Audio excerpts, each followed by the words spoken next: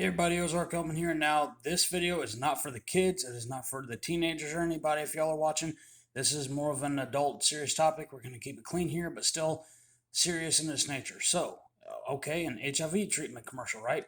Way to treat HIV. It's every other month injectable Cabenuva.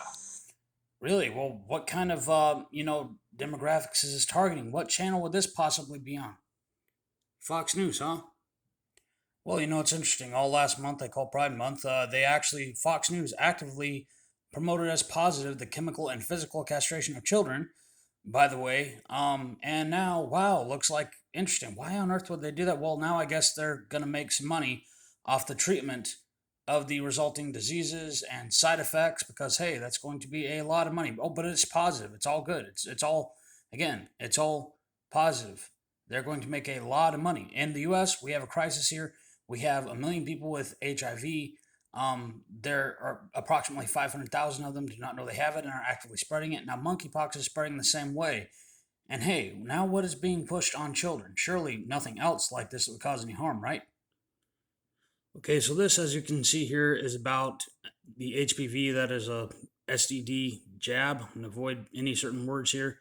My parents really choose to refuse. And this, by the way, is put out by Johns Hopkins University. So this will treat all concerns with respect and everything, especially of such a serious nature, right?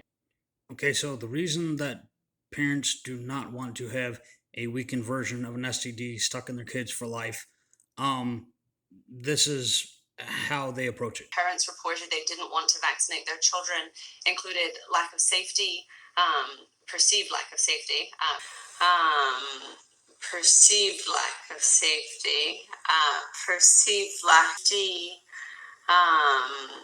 perceived lack of safety, perceived lack of Okay, good job. Perceived lack, because these parents don't know anything of what they're talking about and none of the results of the study and side effects, which good luck finding any of them. Hint, you might have to use another search engine and then all kind of other studies pop up. So let's see what did pop up. And plus, just side note, just kind of the smugness that was done with perceived lack. Silly parents. Okay, so right here, as you can see, the result of an actual study, are pushing pathogens to evolve. Well, isn't that very interesting? So, wait a minute. You mean one of the most common STDs going around the world could actually mutate, become stronger as a result of this? This has been known, very common knowledge for a long time. But if they're trying to force kids to do this, trying to push parents to put this on, again, children, could actually cause it to evolve and become worse. Wow, we would have quite a crisis on our hands, especially in the Western world. Wonder what that would hurt population. Now, oh my goodness, well, this must be some crazy French. Oh, no, wait, NPR. Look at that. The things could drive the evolution of more, well, you can see what that is right there. But again, it apparently also, applies to viruses in general as well, including that previous one we were talking about. So, now I guess we know why Fox News was promoting certain things, especially being done to children in the midst of these crises. I would say if it's this bad now and it's only getting worse, and we know without a doubt it is going to cause mutation and more virulent strains of these things in the future, I guess we can see why we're promoting these lifestyles. And then if you can't, push children into the lifestyle by indoctrinating them in the classroom and flooding the screens with it all month long, well, you can say that their insecurities are due to, that, I don't know, maybe you say that God didn't make them right and then put them on these things that will cause these kind of side effects and make money off of the treatment of those serious side effects. Can you tell me about the procedures that you had? I've had 7 surgeries. I've had 1 stress heart attack.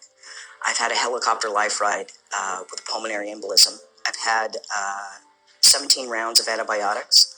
I had 6 inches of hair on the inside of my urethra for 17 months. Nobody would help me, including the doctor that did this to me because I lost my insurance. I get infections every 3 to 4 months. I'm probably not going to live very long. Was there any real discussion of the risks and the side effects? And No, there's not. And I know that people want to think that there is, but there's not. The truth is that medical transition is experimental. We have studies that said that medical transition helps mental health with kids. They've all been retracted, modified, changed.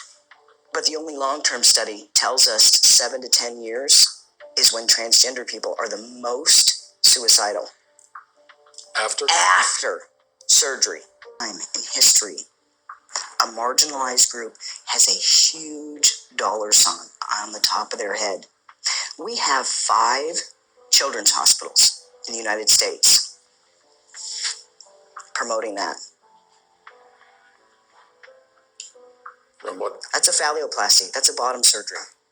We have 5 children's hospitals in the United States telling girls that they can be boys at $70,000 a pop in a surgery that has a 67% complication rate.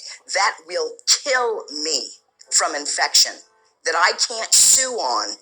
We're butchering a generation of children because nobody's willing to talk about anything. Because nobody's willing to talk about anything or say anything because you will lose everything. This is political correctness.